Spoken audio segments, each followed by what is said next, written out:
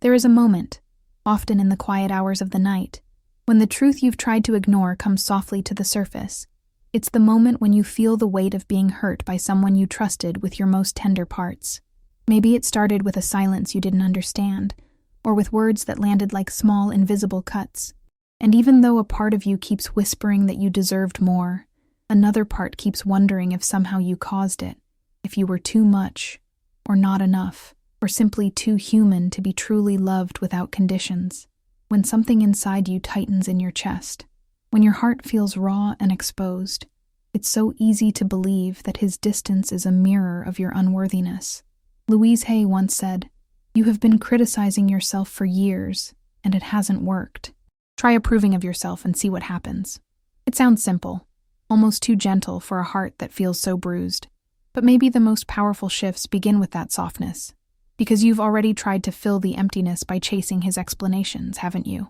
You've replayed the last conversations, searching for clues, words you could have said differently, moments you could have held your feelings back, ways you could have convinced him to stay.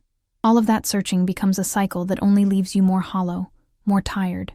You think that if he would just tell you why he pulled away, you could finally lay the pain to rest. But the truth is, no answer from him can fill the place inside you that has been waiting to be claimed by your own acceptance.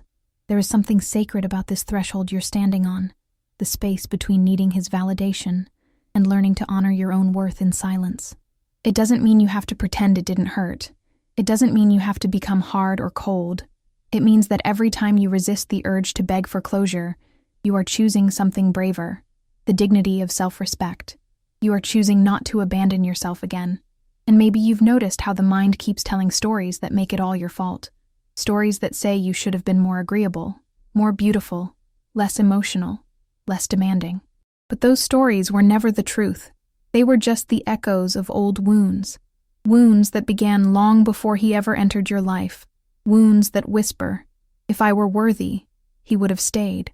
Brené Brown reminds us, daring to set boundaries is about having the courage to love ourselves, even when we risk disappointing others. This is the moment when you decide that your self-respect matters more than his approval. This is when you realize that you don't need to run after closure from someone who was never truly open to begin with.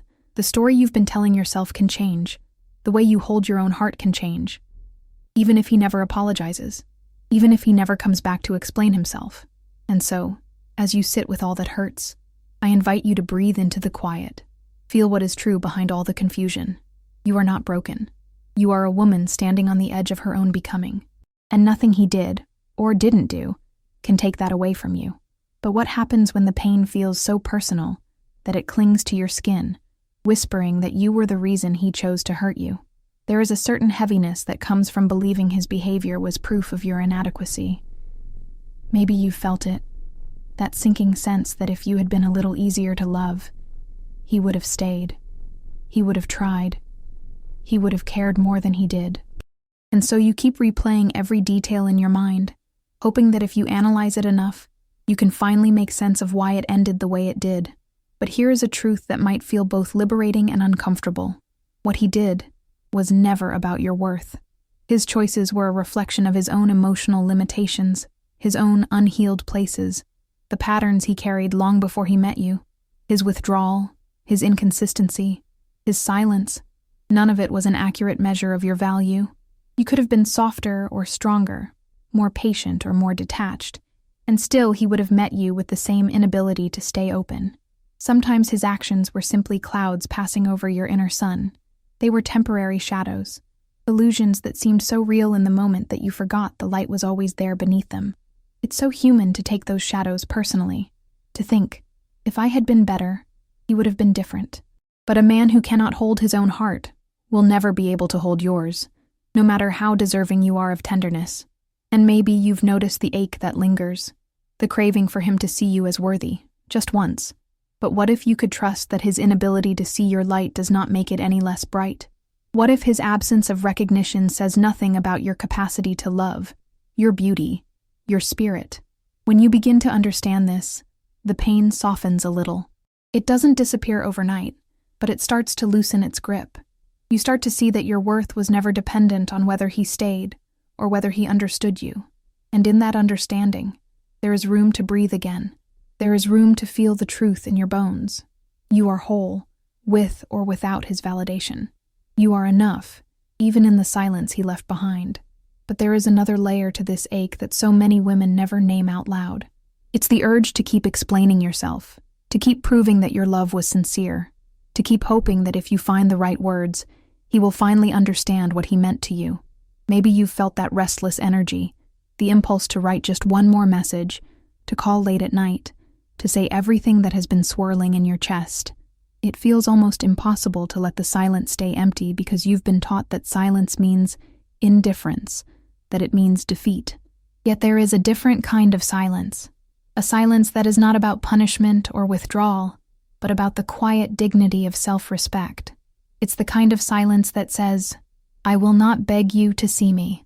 It's a soft but unshakable boundary, a declaration that your worth does not require constant explanation. When you stop trying to convince him of your value, you begin to feel a new kind of strength rising in you. It's not the brittle strength of pretending you don't care. It's the grounded presence of knowing you care deeply, but will no longer abandon yourself to be understood. You might notice the old habits tugging at you, the voice that says, "If you just explain it one more time, he will finally get it." But how many times have you explained already? How many times have you opened your heart to someone who was never ready to hold it with care? And every time you did, the ache only grew, because your spirit knew that your value should never have to be proven over and over again. The silence you hold now is not empty. It is full of everything you've reclaimed by stepping back. It is full of your decision to stop seeking validation from someone whose own heart is still locked behind walls you did not build and cannot tear down. When you choose this silence, you are not disappearing. You are returning to yourself. You are choosing to believe that your presence matters more than any argument you could ever make. Sometimes the most powerful thing you can do is to let the quiet speak for you. Because in that quiet, you are no longer trying to persuade him to see your worth. You are finally seeing it for yourself. But what happens when you feel that need to create a scene, to make sure he knows just how much he's hurt you? It's almost instinctual, that pull toward drama, the desire to express every ounce of your grief in words and gestures that can't be ignored. Maybe you've imagined what it would feel like to confront him, to demand an explanation, to make him see the impact of his choices. There is a part of you that still wants him to understand the depth of what you carried, even if he never intends to hold it with you. And yet, there is another path, a softer, quieter way of reclaiming your peace that doesn't require an audience. It is the gentle withdrawal, a way of stepping back without bitterness, of removing your energy without the need to punish him or make him feel small. When you choose distance over drama, something powerful begins to happen inside you. The space that was once filled with longing and confusion slowly becomes a space for your own clarity. You start to see how much of your energy was spent trying to hold together what was already slipping away. There is a certain elegance in leaving without spectacle. It doesn't mean you don't care. It means you care enough about yourself to stop performing your pain. You care enough to let go of the illusion that if you make it dramatic enough, he will finally recognize your worth. Sometimes, the most profound impact you can have is in your absence, the quiet way you stop pouring your attention into someone who could never meet you in your fullness. Louise Hay spoke to this truth so tenderly when she said, "I do not fix others. I love and accept them exactly as they are." This acceptance is not the same as resignation. It doesn't mean you have to stay or keep giving. It simply means you no longer carry the burden of changing him. You no longer carry the burden of proving that you were worthy of the love he couldn't give. So when you feel the urge to dramatize your exit, pause. Breathe into that tender place in your chest. Notice the part of you that still wants to be witnessed in your heartbreak. And then remember, sometimes the most loving thing you can do is to withdraw with serenity, to let your absence be a gentle, unspoken boundary, to let it be a declaration that you will no longer perform your pain for someone who was never truly watching. And as you sit in this newfound quiet, you may begin to notice something unexpected. A softer voice within you, a voice that doesn't rush to judge him or to justify what he did. It is the voice of compassion, not the kind that excuses his behavior, but the kind that finally sees the truth without needing to own it. This is the moment when you realize you can witness his wounds without making them your responsibility to heal. Perhaps you've spent years believing that if you could just love him enough, he would finally choose to grow. You might have carried his sadness, his anger, his fear, as if it were your own. You tried to be his shelter from the storms he never learned to weather on his own. And in doing so, you forgot that you were never meant to stand in the rain for two. You forgot that your heart was not created to be a container for his unprocessed pain. There is a quiet relief in acknowledging that he is who he is, that he has his own stories, his own patterns, his own invisible scars. You are not required to take them on. You are not obligated to shrink yourself in the hope that he will feel safer in your presence. This is not about denying your love. It is about recognizing the difference between love and sacrifice. So I invite you to ask yourself, gently, how much of his pain have you been carrying as your burden? How much of his fear have you mistaken for your failure? How many times have you stood in the storm, believing that your devotion could turn the weather? You can witness the storm without standing in the rain. You can see his struggle, his limitations, his choices, and still choose to step back. This does not make you cold. It makes you clear. It makes you willing to honor the boundary between what belongs to you and what never did. And perhaps, in this clarity, there is a deeper kind of love, not for him, but for yourself. A love that finally says, I am no longer available to rescue someone who does not wish to be saved. A love that frees you from the illusion that his healing is your responsibility. But there is something quietly transformative that happens when you choose to step back without anger, when you decide that your absence can be as powerful as any declaration of love or disappointment. It might feel unfamiliar at first, the spaciousness you create when you no longer offer your constant attention. You may wonder whether he notices, whether he cares, whether your silence reaches him in the places he keeps hidden from everyone. And perhaps it does. Because the truth is, when you withdraw without accusation, when you simply stop showing up in the same predictable ways, you create an emptiness that he can't fill with distractions. He might not say it out loud. He might never confess that your quiet departure has left an imprint. But absence has a way of echoing in the hearts of those who took your presence for granted. There is a story of a woman who loved with everything she had, who stayed longer than she should have, who explained herself until she felt empty. And one day, she simply stopped. She didn't slam the door. She didn't send a final message listing all her grievances. She just chose herself over the exhaustion of trying to be understood. Months later, when he finally reached out, his words were simple, but true. I've never forgotten your silence. Sometimes that is all there is to say. Nothing. No more defending, no more pleading, no more recounting every wound. Just a quiet release, a letting go that is full of your own respect. Louise Hay spoke to this gentle parting when she said, I release others with love. It sounds so simple, but in that simplicity is a profound freedom.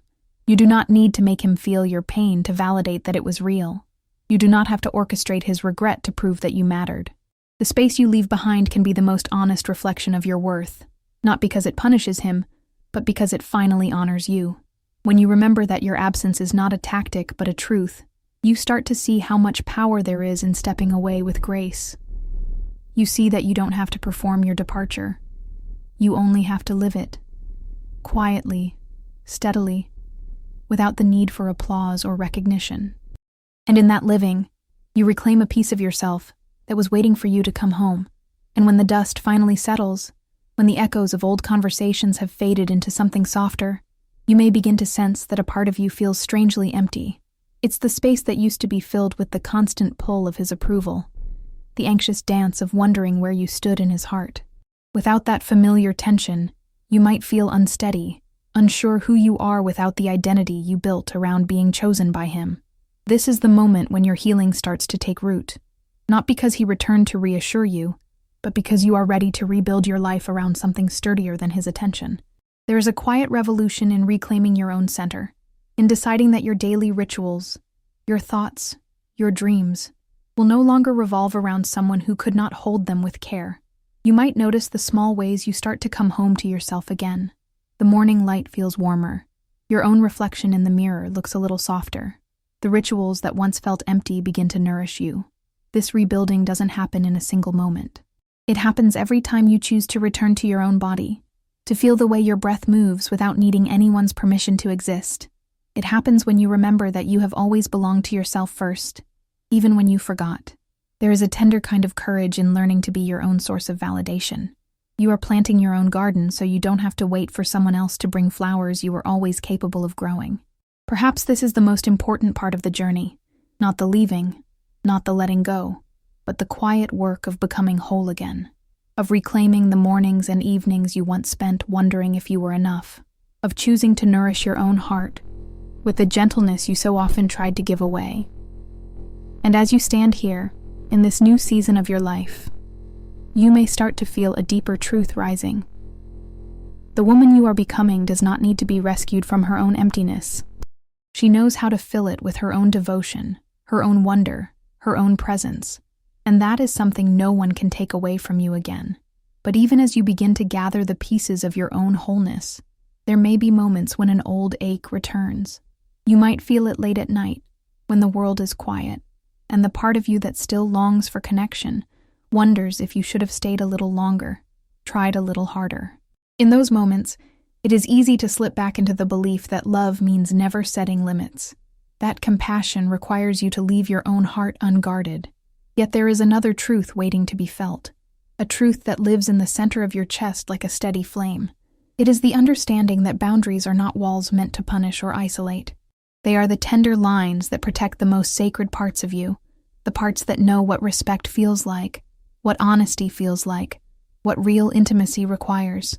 Without these boundaries, you are left to repeat the same story of giving too much and receiving too little.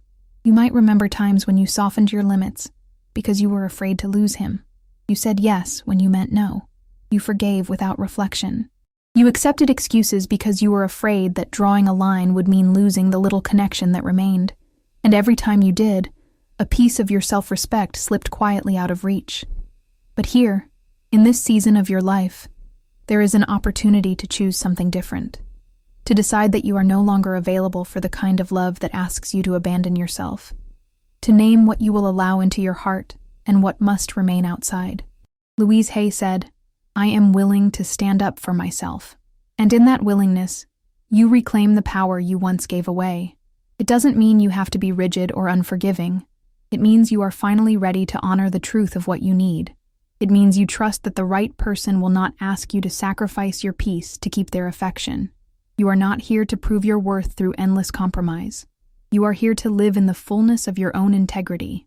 So when the old fear whispers that boundaries will drive love away, remember, real love is not threatened by your clarity. Real love does not shrink in the presence of your standards.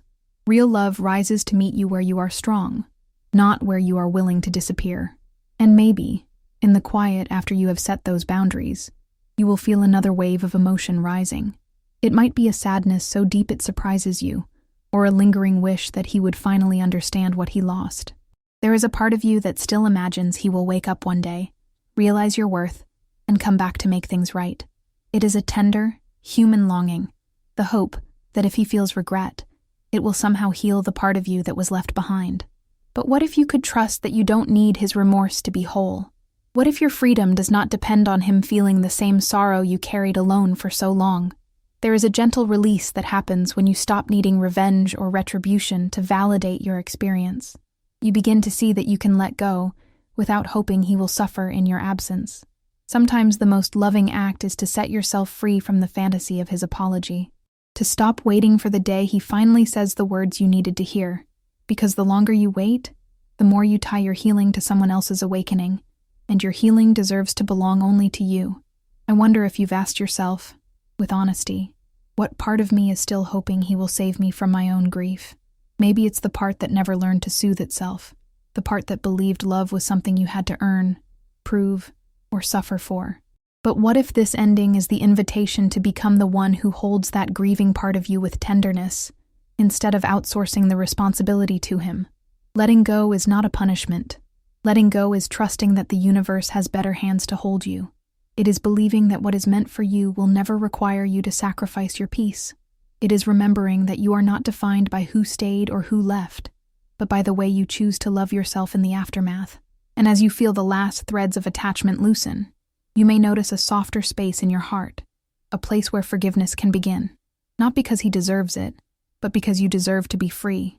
And as you stand here, feeling the quiet that comes, when you no longer wait for someone else to complete your story, there is one more truth waiting to be heard. It is the understanding that you were always enough, even in the moments you felt most invisible. You were enough when he pulled away. You were enough when he couldn't meet you with honesty. You were enough, even unchosen. This knowing doesn't arrive all at once. It seeps in slowly, like a warm light returning to a room that has been dark for too long. You might find it in the simplest places, in the way you wake up without that familiar ache in your chest, in the way you no longer scan your phone for a message that never comes. You might feel it when you look in the mirror and see a softness in your own eyes, a compassion for the woman who survived what she thought might break her. There is a power in declaring to yourself, I am lovable, I am whole, I am free. Not because someone else finally told you so, but because you have decided to believe it without proof. You have chosen to trust that your worth is not measured by someone's ability to stay. It was never measured by their capacity to see your brilliance. Your worth is inherent, undeniable, unshaken by any rejection. Louise Hay reminds us with such simplicity, I deserve love because I exist. There is no test you must pass, no performance you must give, no approval you must secure to claim that truth. It is your birthright. It is the foundation that was always waiting for you to remember. And so, as you breathe into this declaration, feel how it lands in your body. Notice the places that still resist it, the old beliefs that say you have to prove something. Then, with gentleness, offer yourself the grace to let those beliefs soften. You are learning to be faithful to yourself in ways no one ever taught you. You are learning to love without condition, the kind of love that begins and ends within your own heart. And when you look back on this journey, the moments of confusion, the nights you felt hollow, the questions that had no clear answers, you may begin to see it all differently. You may start to understand that the smartest way to deal with someone who hurt you was never about proving your worth or demanding their regret. It was always about coming home to yourself, again and again, no matter how many times you felt lost along the way. Perhaps this is what Louise Hay meant when she said, you have the power to heal your life, and you need to know that. The power is not in forcing closure or controlling how another person remembers you. The power is in the quiet reclamation of your own heart, the steady decision to choose respect over longing, dignity over desperation, self-love over old stories of inadequacy. Brené Brown reminds us, owning our story and loving ourselves through that process is the bravest thing we'll ever do. You have owned your story here, with all its heartbreak and all its unspoken hope. You have dared to feel every uncomfortable truth without turning away. And in doing so, you have become the woman who no longer waits to be chosen to feel worthy. Your silence, your distance, your self-love, these are not signs of failure. They are the quiet revolution that changes everything. They are the proof that you have finally stopped abandoning yourself for the comfort of being needed by someone else. If these words have resonated with something tender inside you, you are invited to continue this journey of healing and self-reclamation. Take a moment now to subscribe to this channel so you can be part of a space that honors your growth without judgment. And when you're ready, there's another video waiting for you here on the screen, a gentle next step to deepen your understanding and nurture the woman you are becoming. Because this is not the end of your story. It is the beginning of your return to yourself.